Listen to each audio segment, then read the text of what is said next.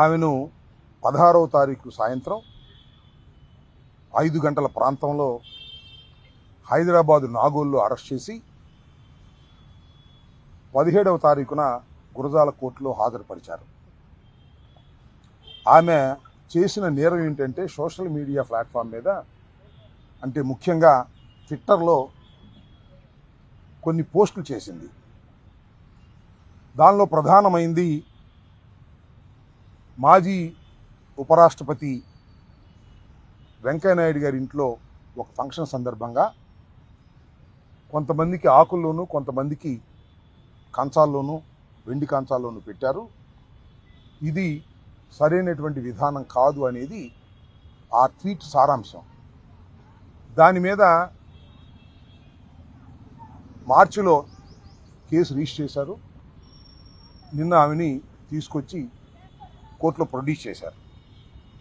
ఇవాళ మాకు లోపలికి వెళ్ళినప్పుడు అర్థమైంది ఏంటంటే, మేము ముగ్గురం లోపలికి వెళ్ళాం. మాధవి గారు అడ్వకేట్ గారు, అదేవిధంగా వేమారెడ్డి గారు మంగళగిరి సమన్వయకర్త. మేము వెళ్ళినప్పుడు ఆమె పాపం బావురుమని ఏడ్చేసింది.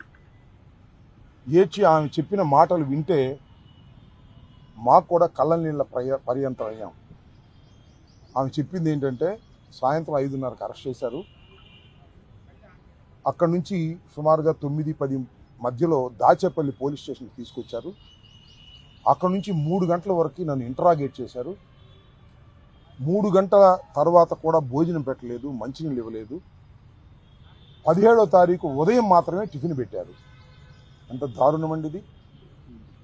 పోలీస్ కస్టడీలోకి తీసుకొని 24 గంటల లోపు కోర్టులో ప్రొడ్యూస్ చేయవలసినటువంటి బాధ్యత ఉన్నప్పుడు ఆ 24 గంటల్లో మంచినీళ్ళు, ఫుడ్డు ఏర్పాటు చేయవలసిన బాధ్యత పోలీస్ అధికారులకు ఉండదా? ఎంత దారుణం ఇది. 12 గంటల పైచలకు ఆమెకి భోజనం పెట్టలేదు. అనేక రకాలుగా హింసించారు. హింసించడం అంటే కొట్టారా అని అడిగాం, కొట్టలేదు. మ్యాజిస్ట్రేట్ గారి ముందు కూడా, ఏదైతే 17వ తారీఖు సాయంత్రం మ్యాజిస్ట్రేట్ గారి ముందు హాజరుపరిచినప్పుడు కూడా ఆమె కొన్ని విషయాలు మ్యాజిస్ట్రేట్ గారి దగ్గర చెప్పింది. నన్ను ఇబ్బంది పెట్టారండి, ఫుడ్ పెట్టలేదండి, అనరాని మాటలు అన్నారండి, నోటికి చెప్పలేని మాటలు అన్నారండి అని చెప్పింది. ఇవాళ మాకు కొన్ని విషయాలు చెప్తే బాధేసింది. ఏమ్మా, నువ్వేం పెద్ద గొప్ప అనుకుంటున్నావా? నువ్వు ఆ మాటలు చెప్పొచ్చో చెప్పకూడదో కూడా నాకు తెలియదు. ఎక్కడ పడితే అక్కడ పడుకునేదానివి. నీకు పెద్ద పెద్దోళ్ళు వస్తారా? ఎవడు రాడివాళ్ళ, ఏ ప్లేటర్ రాడివాళ్ళ? వస్తే నేను చూస్తాను, నీ మీద వ్యభిచారం కేసు పెడతాను, వ్యభిచారం కేసు పెట్టి లోపలేపిస్తాను ఒప్పుకోకపోతే అనేటువంటి మాటలు. భర్త పిల్లల్ని కూడా కేసుల్లో ఇరికిస్తాను, జాగ్రత్త, గంజాయి కేసు పెడతాను అని సాక్షాత్తు station house officer CI Bhaskar ఆమెను బెదిరించే కార్యక్రమం చేశారు.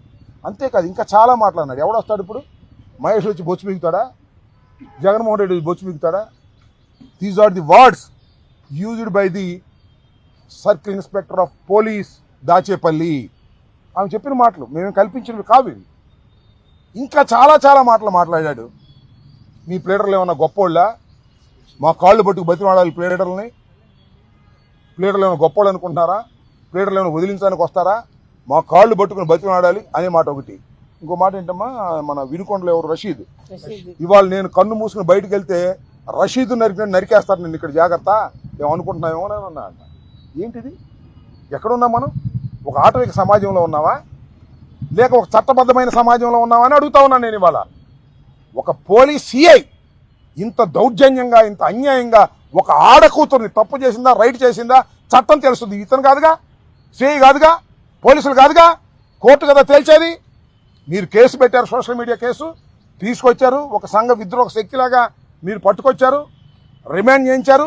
ఎస్ ఉంటుంది, వారం రోజులు, 5 రోజులు, 10 రోజులు బెయిల్ వచ్చేంతవరకు శాశ్వతంగా ఉండదు కదా. ఈ 24 గంటల్లో ఒక మహిళని ఇంత దారుణంగా హింసించినటువంటి సంఘటన ఈ మధ్యకాలంలో ఎక్కడా లేదు. ఉందేమో చెప్పలే ఎవరు.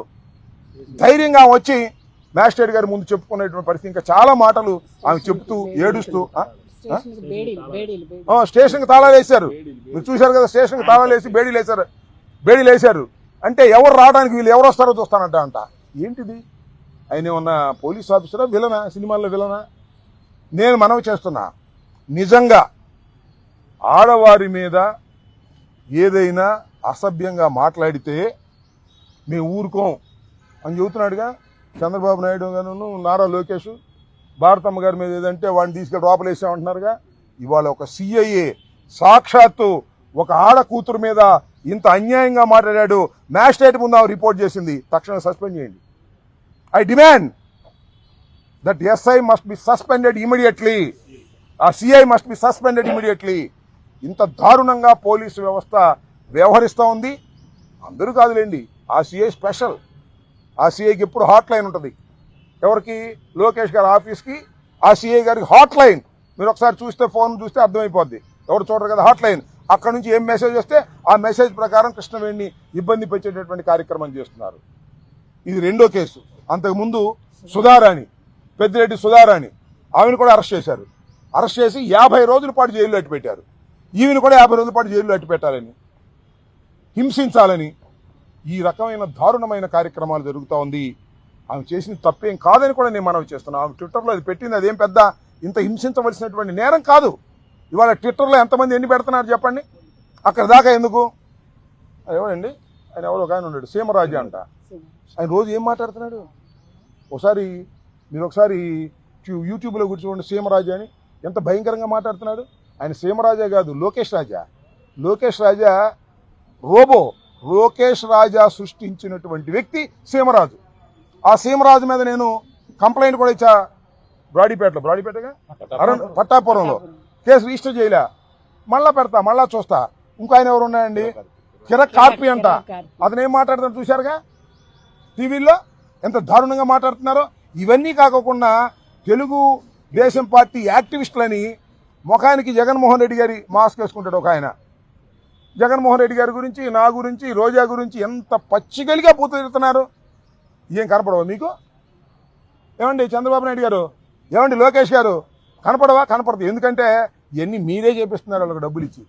జగన్మోహన్ రెడ్డి గారి మీద ఆర్పినా, కిరాక్ ఆర్పి, సీమరాజా అందరిని మీరు సృష్టించి మీడియాలో చేస్తున్నారు. ఎంత దారుణం అండి ఇది. ఇది చాలా దారుణమైనటువంటి అంశం. ఈ అంశాల మీద యాక్షన్ తీసుకునేంత వరకు మేము న్యాయ పోరాటం చేస్తాం. ఇంతకుముందు సీమరాజా అనే వ్యక్తి మీద నేను కంప్లైంట్ ఇచ్చాను, అది రిజిస్టర్ చేయలేదు. రిజిస్టర్ చేయకపోగా అతను ఇష్టం వచ్చినట్టుగా రోజా గారిని, నన్ను, మరి జగన్మోహన్ రెడ్డి గారిని, నిన్న జరిగితే మన కరుణాకర్ రెడ్డి గారిని ఇష్టం వచ్చినట్టుగా మాట్లాడుతున్నారు. మీరు తక్షణమే ఆయన మీద యాక్షన్ తీసుకోండి. అలా తీసుకోకపోయినట్లయితే మేము లీగల్గా ప్రొసీడ్ అవుతాము. మొన్న కంప్లైంట్ ఇచ్చాను, అది రిజిస్టర్ చేయలేదు. మళ్ళీ కంప్లైంట్ ఇస్తాం. అవసరమైతే హైకోర్టును ఆశ్రయిస్తాం. అంత అవసరమైతే సుప్రీంకోర్టును కూడా ఆశ్రయిస్తాం. లీగల్ ఫైట్ చేస్తాం. కేవలం ఒక ట్వీట్ చేసినందుకు ఈమెను తీసుకొచ్చి పాలేటి కృష్ణవేణిని ఇంత దారుణంగా హింసించినటువంటి సంఘటన హృదయ విదారకంగా ఉందని మనవి చేస్తున్నా. మీ ముగ్గురు వెళ్ళినప్పుడు ఆమె ఏడుస్తూ చెప్పినటువంటి మాటలు మాకు కూడా ఏడుపు వచ్చినంత పని అయిపోయింది. ఒక ఆడకూతుర్ని ఈ రకంగా హింసించేటటువంటి కార్యక్రమం తెలుగుదేశం ప్రభుత్వంలో జరుగుతూ ఉంది. అది కూడా పోలీసులను ఉపయోగించి జరుగుతూ ఉంది. అది కూడా సిఐ భాస్కర్ అనే వ్యక్తి ఇష్టం వచ్చినట్టుగా ఆమెని బిహేవ్ చేశాడు. రాత్రి 3:30 దాకా ఒక లేడీని ఇంటరాగేట్ చేయటం ఏంటండి? ఇదేమన్నా ఎంతకన్నా దుర్మార్గం ఏమైనా ఉందా? దీన్ని ప్రజలు ఆలోచించాలి. ప్రభుత్వానికి నిజంగా చిత్తశుద్ధి ఉంటే, ఉన్నట్టు నటిస్తున్నారు, ఉంటే ఆ సిఐ భాస్కర్ని తక్షణమే సస్పెండ్ చేసి మహిళలకు న్యాయం చేయవలసినటువంటి అవసరం ఉందని ఈ సందర్భంగా చెప్పదలుచుకున్నాను. ఎస్, పార్టీ నాయకుల పేర్లు చెప్పకపోతే నీ మీద వ్యభిచారం కేసు పెడతా. నీ మీదే కాదు, ఇంకా మీ పిల్లల్ని వేరే గంజాయి కేసుల్లో పెడతా. వాళ్ళు పిల్లల్ని చదువుకుంటున్నారంట పాపం. వాళ్ళు నీ స్కూల్ దగ్గర కూడా వెళ్ళి బెదిరించారంట పిల్లల్ని. అంతేకాదు నీ హస్బెండ్ మీద, రాజ్ కుమార్ హస్బెండ్ మీద గంజాయి కేసు పెడతా. It's are all సర్టనింగ్స్.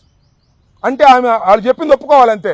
ఒప్పుకోకపోతే ఎన్ని కేసులు పెడతాం అనేటువంటి పద్ధతుల్లో కాస్త కోస్తో ధైర్యవంతురాలు కాబట్టి, ఇందాక ఎయిట్ చేసింది కానీ కాస్త కోస్తో ధైర్యవంతురాలు కాబట్టి ఆమె మ్యాజిస్ట్రేట్ ముందు చెప్పగలిగింది. కొంతమంది చెప్పలేకపోయారు. సుధారాణిని కూడా 50 రోజులు పెట్టి ఆమెను కూడా హింసించారు. సరే, మగవాళ్ళ సంగతి అక్కడ పెట్టండి. మగవాళ్ళని కొంతమందిని కొట్టారు కూడా, కొట్టినా చెప్పలేకపోయారు వాళ్ళు. కానీ లేడీస్ని ఈ విధంగా హింసించేటటువంటి కార్యక్రమం ఇవాళ ఈ రాష్ట్రంలో జరుగుతుంది. చాలా దారుణమైన అంశంగా నేను భావిస్తాను. అన్నింటినీ ఇప్పుడు ఆ సిఐ మీద ఈ ఇచ్చినటువంటి కోర్టులో మ్యాజిస్ట్రేట్ గారి ముందు ఇచ్చింది రికార్డ్ చేశారు. దానిలో అన్నీ చెప్పలేకపోయానండి, పోసుకొచ్చి నన్ను నోటికి అనరాని మాటలు అన్నాడు సిఐ గారు అని చెప్పింది. అంతేగాని ఇక డీటెయిల్డ్గా చెప్పలేదు. దీని మీద న్యాయ సలహా తీసుకొని అవసరమైతే హైకోర్టుకు వెళ్ళేటటువంటి ప్రయత్నం కూడా మా న్యాయవాది బృందంతో మాట్లాడి చేస్తామని కూడా ఈ సందర్భంగా చెప్పగలుగుతాం.